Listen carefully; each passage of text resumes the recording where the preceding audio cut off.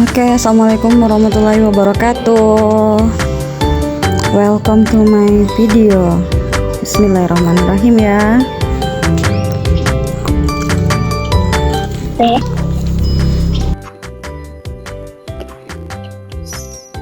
Macam mana nih, Bang? Masuk belum nih? Ya, lagi ini masuk, Bu. Kita perbesar. Oke. Baik, sebelum kita mulai, ada baiknya kita absen dulu ya. Yang nggak masuk hari ini siapa nih? Citra ada nggak nih, Citra? Ada, Bu. Ada, oke. Aku nggak masuk. Siapa yang nggak masuk? Eva. Eva. Kenapa dia nggak masuk? Itu sakit, Bu. Sakit. Ya, karena cuaca sekarang lagi ekstrim ya anak-anak, jadi kita harus jaga kesehatan yang pertama. Yang kedua, semoga Evanya cepat sembuh. Kalau memang belum ada yang jenguk, kita jenguk nanti kalau misalnya udah lewat ya, misalnya udah 2 hari nggak masuk, boleh kita lihat Evanya sama-sama. Ya. Oke, lanjut ya, kita lanjut. Materi kita hari ini itu tentang, semua tahu ya, semua suka, ada namanya adab. Bentar ya. Ada bermedia sosial. Jadi kita itu yang pastinya harus punya adab atau penggunaan media sosial. Ada yang tahu nggak adab itu apa? Kan sering tuh orang-orang petua atau orang yang kalian dengar lah, ibarat itu nggak asing di telinga. Lebih baik orang yang berilmu tinggi itu kalau misal adabnya itu rendah akan menciptakan hal yang tidak selaras, tapi lebih baik itu lebih tinggi adab daripada ilmu. Nah, sekarang kita pakai logika ya, kita belajar main logika. Menurut Pak Damsi gimana tuh adab itu?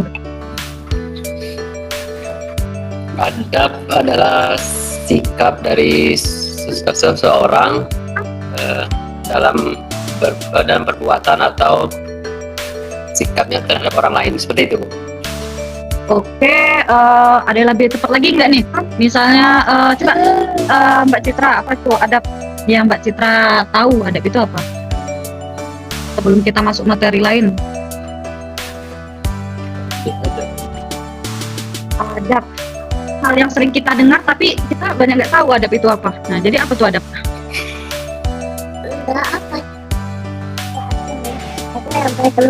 Mikrofonnya, Bu Citra.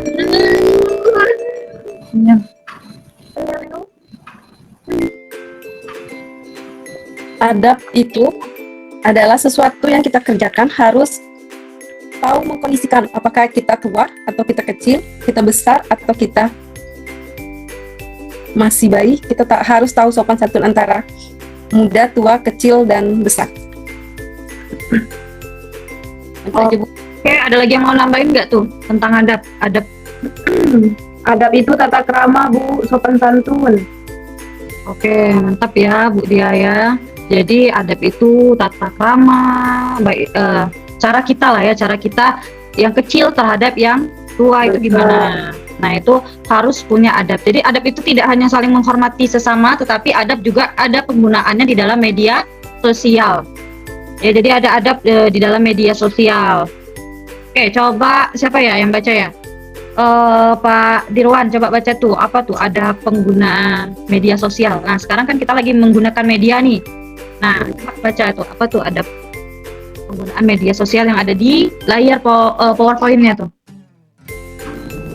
Tidak jelas tulisannya. Nggak jelas ya, ntar ya. Ini jelas belum? Ya, Bu. Misalnya, Coba. ada penggunaan media sosial dalam Islam. Hidup di era digital menuntut kita untuk bijak dalam menggunakan media sosial. Islam memberikan panduan untuk bersikap santun dan bertanggung jawab dalam bermedia sosial demi menjaga keselamatan diri dan masyarakat. Oke, bagus ya. Jadi artinya ada penggunaan media sosial itu dalam Islam. Yang pertama ya pasti kita di era digital itu dituntut harus bijak dalam penggunaan media sosial, karena banyak orang itu bisa menggunakan tetapi tidak mengerti manfaatnya apa, terus tata keramanya apa, itu kan jadi harus tahu adab untuk bermedia sosial. Oke, sebelum masuk lagi mendalam tentang materi, kita harus tahu dulu tujuan dari pembelajaran. Jadi tujuan dari pembelajaran itu yang pertama kita harus yang menjelaskan adab penggunaan media, yang kedua menjelaskan dalil nakli adab menggunakan media sosial. Artinya ada dalilnya untuk tentang adab. Yang ketiga menganalisis adab menggunakan media sosial, membuat postingan dan komentar di media sosial yang positif, meyakini bahwa adab menggunakan media sosial dalam Islam dapat memberikan keselamatan bagi individu dan masyarakat. Yang berikutnya membiasakan sikap menggunakan media sosial yang santun, saling menghormati, bertanggung jawab, semangat kebangsaan dan cinta damai. Di situ ada dalil nakli adab penggunaan media sosial. Karena kita punya dua sumber ya, sumber kita dalam Islam itu ada Al-Quran, yang kedua adalah hadis. Coba baca Pak Damsi yang Al-Qurannya itu. Nah, ada bagus Bu. Oke. Kalau udah jelas ya Bapak Damsi, baca dulu tuh dalil nakli ada penggunaan media sosial. Baik Bu. Dalil nakli ada penggunaan media sosial yaitu yang pertama dari Al-Quran, firman Allah SWT dalam surah Al-Hujurat ayat 12 menekankan pentingnya menjaga lisan dan tidak menyebarkan berita bohong. Oke, lanjut hadisnya. Hadis Nabi Muhammad SAW tentang janganlah kamu menyebarkan berita yang belum kamu ketahui kebenarannya, mengingatkan kita untuk bijak dalam menyebarkan informasi. Sudah Bu? Oke, jadi kalau misalnya Damsi dalam kehidupan nih sehari-hari itu kan udah tahu gadget kan ya, apalagi udah SMK kan udah tahu tuh media sosial apa sih, udah punya namanya Instagram, TikTok, Facebook, baik atau yang untuk ditonton dari YouTube. Sekarang kan udah banyak tuh, apalagi yang tentang AI kan sudah banyak. Jadi kalau menurut Damsi, penggunaan media sosial ini kalau kita ambil dalam implementasi dalam Al-Quran dan hadis, artinya tidak boleh ya kalau misalnya kita ambil dalam hadis saja, janganlah kamu menyebarkan berita yang belum kamu ketahui kebenarannya. Kalau dilihat sekarang itu gimana tuh? Terkadang yang berita yang disampaikan itu tidak sesuai dengan realita yang ada. Itu kalau Damsi gimana? Apakah sudah melakukan ada pengguna media sosial itu sudah positif kah, negatif kah, atau memang sudah kebanyakan udah biasa Bu? Jadi ya nggak masalah karena udah biasa tadi ya selesai gitu. Gimana tuh menurut Damsi? Menurut Damsi Bu, kebanyakan pengguna media sosial pada saat ini tidak mengetahui apa isi dari apa yang dia sebarkan atau apa yang dia post ke media sosial. Yang penting ibarat kata tuh Bu, share aja ibaratnya itu sampai untuk saling menyindir di antara lain. Apa harus melihat sisi dari hadis atau penyebab dari apa yang dia sebarkan. Oke, kalau di dunia kelas kita gimana nih? Kalau di Damsi lihat tuh kan, Damsi kan duduk tuh di dalam kelas kan ada Mbak Citra, ada Pak Dirwan, ada Bu Erli, ada Bu Dian. Itu gimana? Ada nggak yang sindir menyindir? Misalnya kamu mentang ada tugas kamu share di grup, mau dapat nilai tinggi sendiri kan kayak gitu. Terus di belakang lagi buat lagi Pak Dirwan itu ya mau nilainya tinggi sendiri, akhirnya kita disuruhnya buat tugas terus, ditanya sama guru terus, kan kebiasaan kayak gitu kan. Jadi hal penggunaan media sosial artinya harus menggunakan adab. Batas ini paham belum tuh? Paham Bu. Ya, kita lanjut tuh. Jadi ada analisis adab penggunaan media sosial dalam Islam. Di situ yang pertama ada kesantunan, terus ada bertanggung jawab, yang ketiga ada menjaga privasi. Jadi jangan misalnya ada teman curhat, dia udah curhat ada salah paham terus kita buka aibnya di media sosial. Itu artinya hal yang tidak mencerminkan kegiatan yang bagus atau provokatif ya, atau membuat hal-hal itu tadi yang tadinya cuma setitik jadinya banyak titik. Kita lanjut lagi. Di situ ada membuat postingan dan komentar positif di media sosial. Jadi Ibu nanti akan membagi 3 kelompok ya. 3 kelompok ini kalian bedahlah tentang media sosial. Yang pertama pasti tentang konten bermanfaat. Konten, tahu kan konten? Bu. Menebarkan kayak vlog kan. Jadi kan udah banyak tuh sekarang. Cita-cita sekarang mau jadi apa? Enggak lagi orang mau jadi polisi, guru, tentara. Orang banyak mau apa cita-citanya? Cita-citanya konten kreator, YouTuber, konten kreator, influencer. Kenapa? Karena mereka itu melihat selain dia bisa menyalurkan hobi, mereka juga mendapat bahasanya itu cuan ya. Nah, jadi dari 3 yang Ibu sudah siapkan, jadi kalian tolong bedah apa itu konten yang bermanfaat, itu contohnya seperti apa, terus komentar yang konstruktif itu bagaimana, terus menebarkan kebaikan dalam bermedia sosial itu bagaimana. Kelompok boleh kalian tentukan sendiri atau Ibu yang tentukan nih? Ibu aja, Bu. Ya, jadi untuk kelompoknya itu Ibu bagi ya, Pak Damsi sama Ibu Erli, Mbak Citra sama Ibu Dian. Selebihnya itu kita bedah bersama terakhir. Jadi yang konten bermanfaat itu Pak Damsi sama Bu Erli. Terus yang komentar konstruktif itu Ibu Dian sama Pak Dirwan. Kasih waktu 20 detik lah, 20 detik untuk memahami, 1 menit lah untuk memahami apa itu konten bermanfaat, apa itu komentar konstruktif.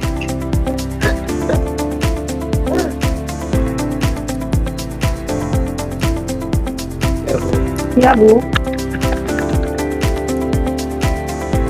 Yang nggak paham boleh bertanya ya. Kelompok 2, Bu. Oke, kelompok 2 yuk, coba. Siapa yang mau? Kelompok 2 itu gimana? Kelompok 2 itu kan tentang komentar konstruktif. Di sini komentar konstruktif lebih mengarahkan seseorang untuk memperbaiki kesalahannya. Misalnya di dalam media sosial dia sering di TikTok, sekarang kan lagi marak tuh TikTok, Bu. Jadi di TikTok dia sering membuat konten-konten yang tidak bermanfaat. Misalnya dalam tanda kutip pergi keluar rumah tanpa menggunakan pakaian yang tidak layak untuk diperlihatkan. Tapi kami lebih mengarahkan dia untuk memperbaiki. Misalnya nggak usah ditaruh di TikTok deh, kalau biar lebih sedikitnya orang nggak tahu kan, jadi nggak usah ditaruh di TikTok. Kedua, mungkin kami memperingatinya dengan cara itu mendekatkan diri kepada teman-teman yang lebih baik, kayak gitu, Bu.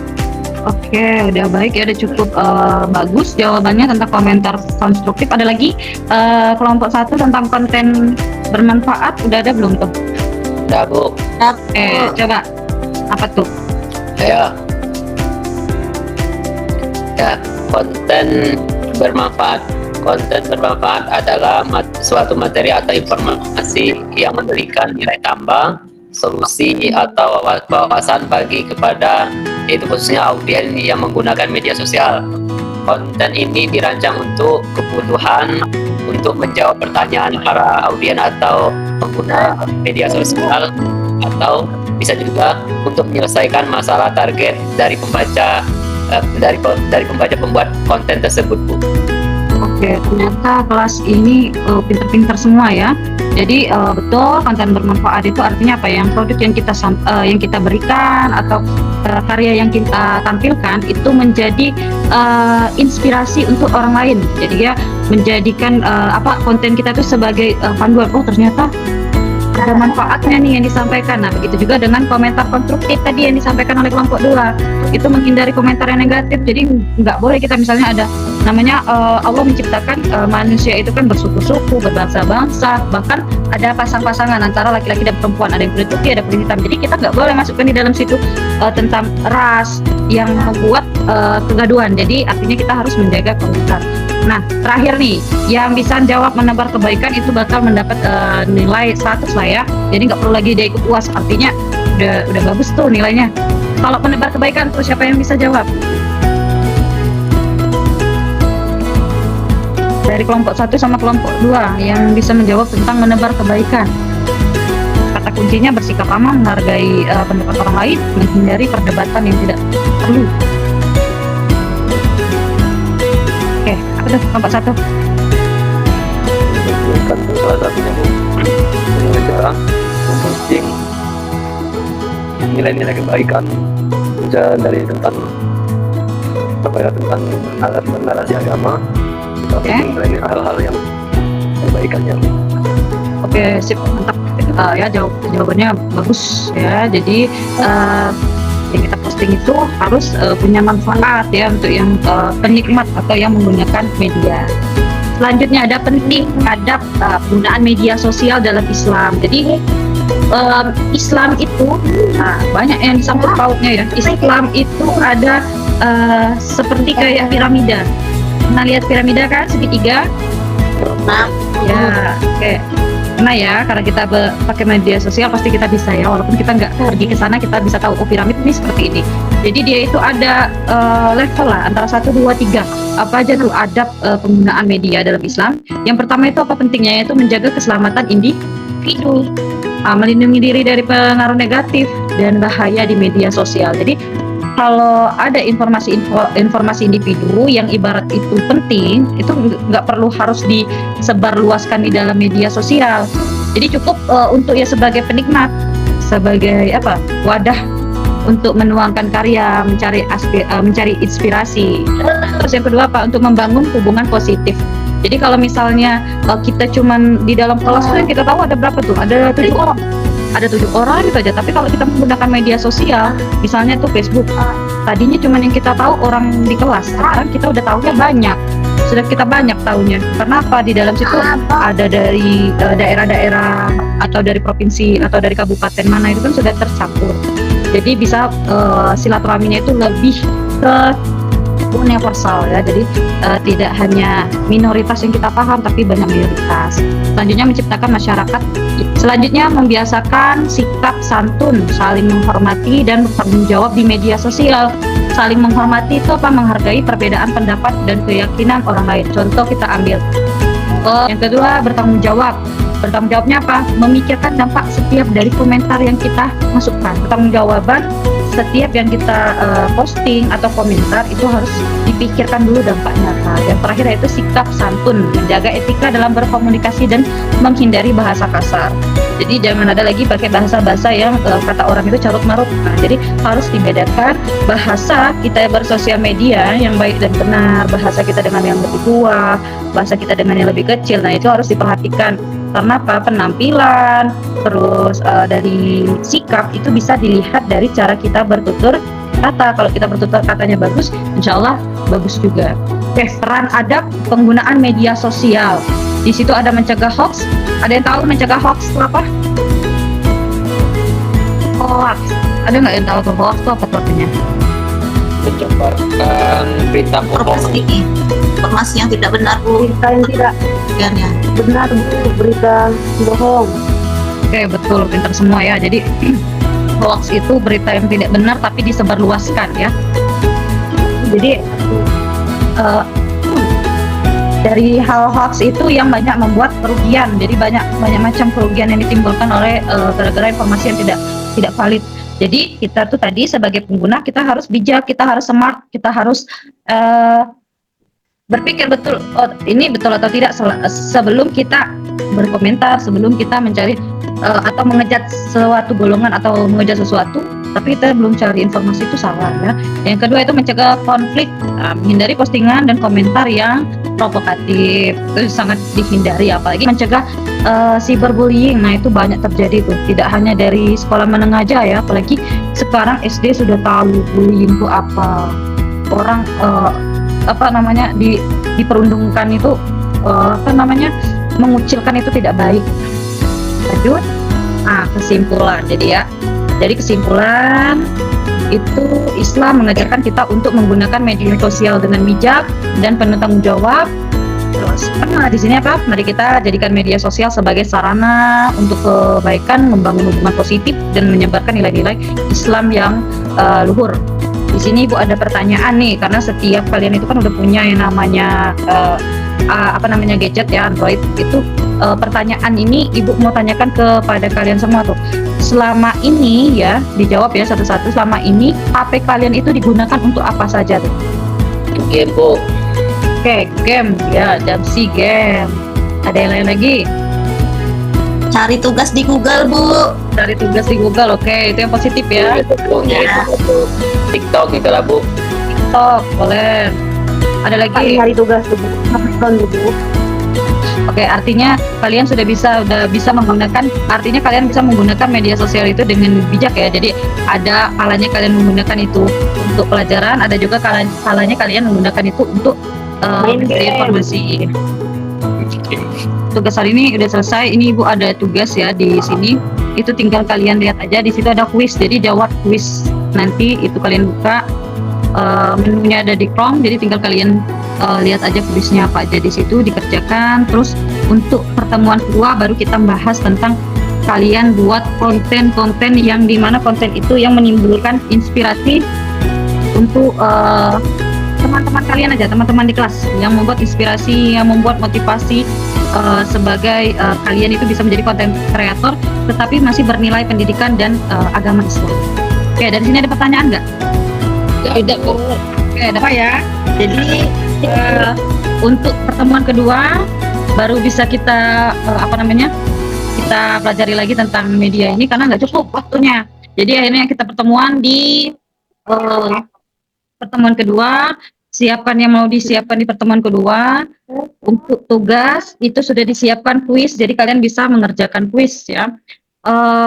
Akhir, terima kasih sudah mengikuti pembelajaran ini dengan baik.